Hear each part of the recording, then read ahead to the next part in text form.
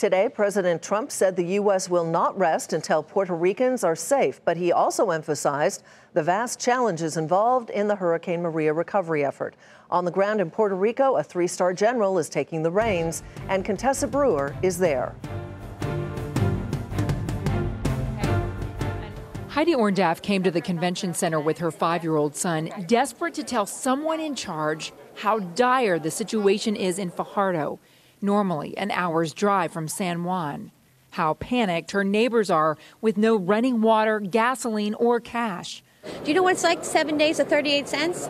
I was prepared before. We had enough water, enough food. We still do, but other people don't. And I help a lot of people in the street, and I can't help them. Post-Maria, cash is king. People wait in long lines at the ATM for rationed withdrawals, usually less than a couple $100. But they need gas in their cars to drive to one of the 90 open banks or ATMs. In this gas line, customers must have cash and patience. They waited 15 hours before the fuel delivery truck arrived. Then first responders and those involved in recovery got first dibs. A funeral director waited next to his hearse. So you need the gas. I need the gas. Because you have 4 bodies to take care of tomorrow. Yes, I needed 4 bodies tomorrow to cremation. I needed the gas. I don't have empty. I'm empty. The government says there's a backlog of bodies at the morgue for lack of resources.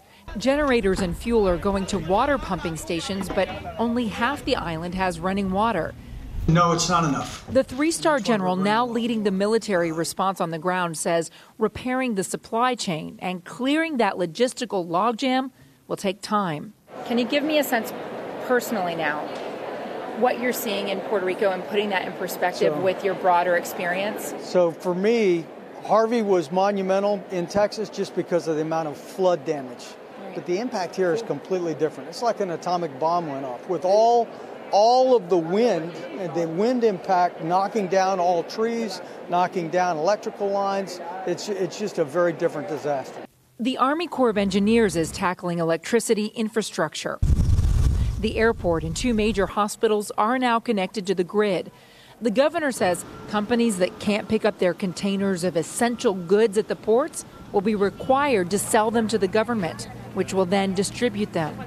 He's also reducing the nightly curfew by 2 hours and lifting the alcohol prohibition. That is cold comfort for Heidi, a bartender at mega resort El Conquistador. It's overwhelming to not have water, just 1 bottle of water to drink. And patience is in short supply, just like water in the taps, fuel in the tanks, and food in the belly. For Nightly Business Report, Contessa Brewer, San Juan, Puerto Rico.